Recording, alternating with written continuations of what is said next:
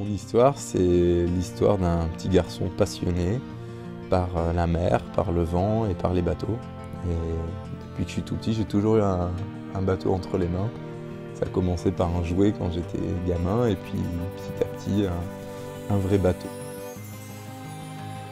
Aujourd'hui, je suis là au départ de la route du Rhum avec un bateau qui est magnifique, qui peut traverser les océans à une vitesse incroyable. Et voilà, donc c'est toujours une histoire de passion, même là, à 41 ans, au départ de la route du Rhum.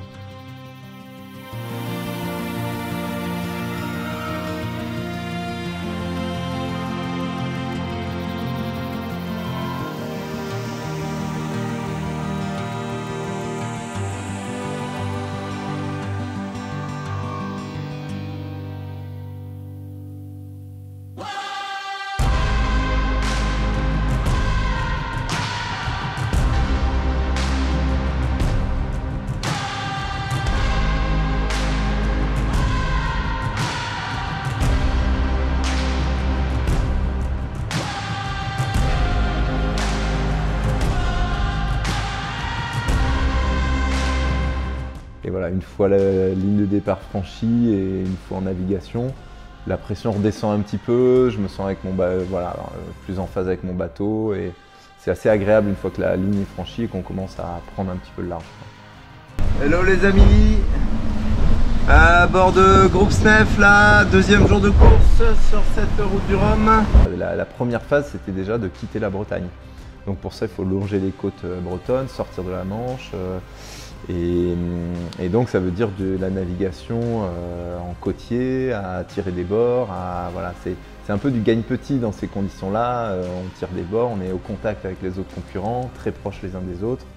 On se compare, et c'est une phase assez intense où on peut quasiment pas dormir. Et donc déjà dès le début de course, les premières 24 heures, c'est quasiment pas de sommeil. Il faut mettre du rythme tout de suite parce que quand on sort de la Manche, on veut être bien placé pour attaquer la traversée de l'océan. Voilà, pas attaquer en 30e place, voilà, c'est un peu handicapant. Donc cette phase, ça s'est plutôt bien négocié, ça a été assez fatigant, mais plutôt bien négocié. Je sors dans le paquet des 5-8 premiers bateaux, donc ça c'est pas mal. Les 3 premiers jours de course se sont bien passés. On a passé un petit front cette nuit, là, il y avait pas mal de vent, une mer formée. Ensuite, il a fallu se mettre dans le bain des premières dépressions qui arrivaient. Il y a du vent aujourd'hui sur la route du Rhum. La météo de cette route du Rhum, ça a été de franchir 4 dépressions, coup sur coup, l'une après l'autre, avec des conditions assez musclées, avec un bateau qui bouge beaucoup, qui tape beaucoup, des réductions de voile quand il fallait réduire la toile, garder de la vitesse malgré une mer difficile et un vent fort, il fallait quand même garder de la vitesse pour rester aux avant-postes. Donc à ce petit jeu-là, je me suis pas mal débrouillé parce que à la fin de la deuxième dépression, je me retrouve en tête. Et la troisième dépression s'annonçait quand même encore plus compliqué que les deux premières, avec des vents 35-45 nœuds. Vitesse du bateau. Sorti de cette dépression, je suis de troisième, donc toujours dans le paquet de tête, toujours possibilité de jouer la gagne, toujours possibilité de jouer le podium. On est le 6e jour, je viens juste de me changer pour la première fois aujourd'hui. J'étais trempé tout le long. Et donc aux Açores, il y a eu une 4e petite dépression qu'il a fallu négocier, qui a été un petit peu plus dure à négocier parce qu'elle était moins franche, elle se déplaçait moins vite. Et donc moi j'ai fait le choix d'aller un peu plus dans l'ouest, de me décaler un petit peu plus de la route pour essayer d'avoir des vents favorables, mais ça m'a coûté un petit peu de temps au début. Je me suis décalé un peu plus que les autres, dans le nord-ouest. Là je suis le premier à partir au reaching. Donc c'est pas mal, j'espère que je vais pouvoir reprendre un peu de terrain parce que j'en ai perdu beaucoup depuis 24 heures. On a finalement réussi à avoir le portant et les alisés, et là on a fait 40% de la course au portant.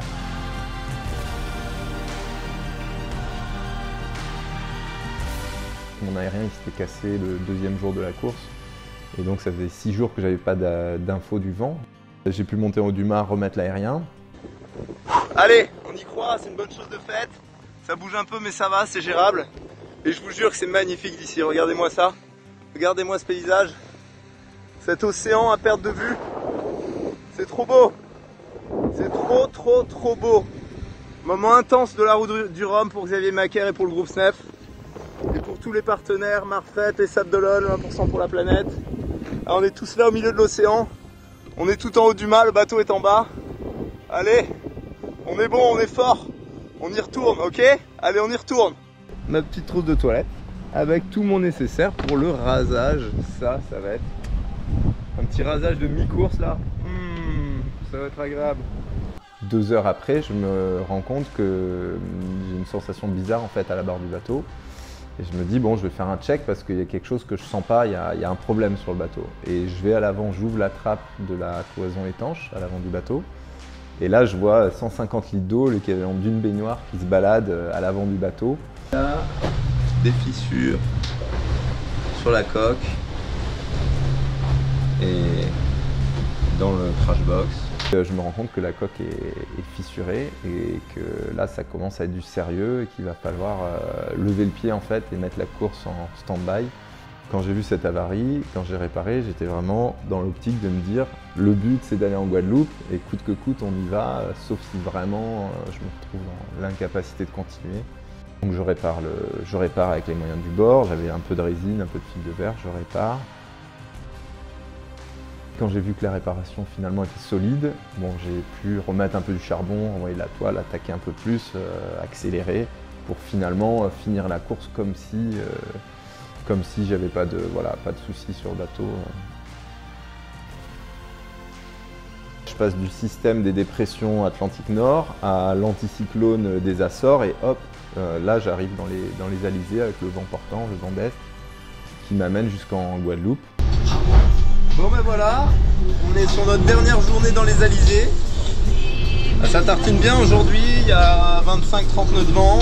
Donc en fait les 6 derniers jours de course, je les ai passés dans ces conditions-là, un peu musclés, un peu voilà, et humides et à quand même mener le bateau en me disant je vais essayer de remonter parce que j'avais rétrogradé avec les réparations à la 8e place. Et il y avait quelques bateaux devant moi qui étaient à portée de tir et l'objectif pour moi c'était vraiment d'aller de tout donner jusqu'à la fin de la course pour essayer de grappiller quelques places.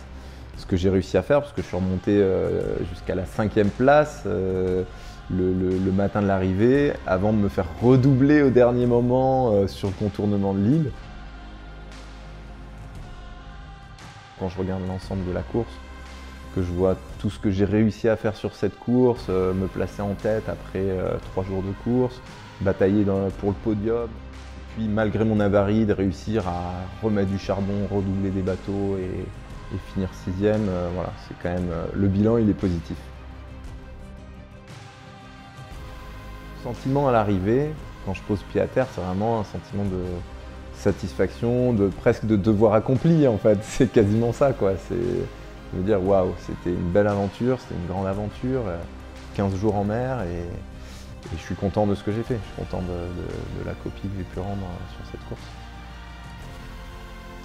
Une route du Rhum comme ça, je dirais pas que c'est le projet d'une vie parce que des transats, j'en ai déjà fait d'autres et je vais en faire d'autres, mais ça reste un événement majeur et ça peut se faire avec le soutien des personnes qui m'entourent, c'est les partenaires, c'est le groupe SNEF qui croit en moi déjà depuis plusieurs années et qui travaillent avec moi, ils étaient présents à Saint-Malo au départ. Voilà, et mes proches et mon équipe, mes préparateurs, les personnes qui s'occupent de la communication. Donc voilà, cette course, cette route du Rhum, c'est un skipper sur un bateau pour traverser, mais c'est le travail de toute une équipe. Et je remercie tout le monde pour voilà, tous les gens qui m'entourent pour le travail qu'ils font avec moi et dans la bonne ambiance et voilà, avec tout ça.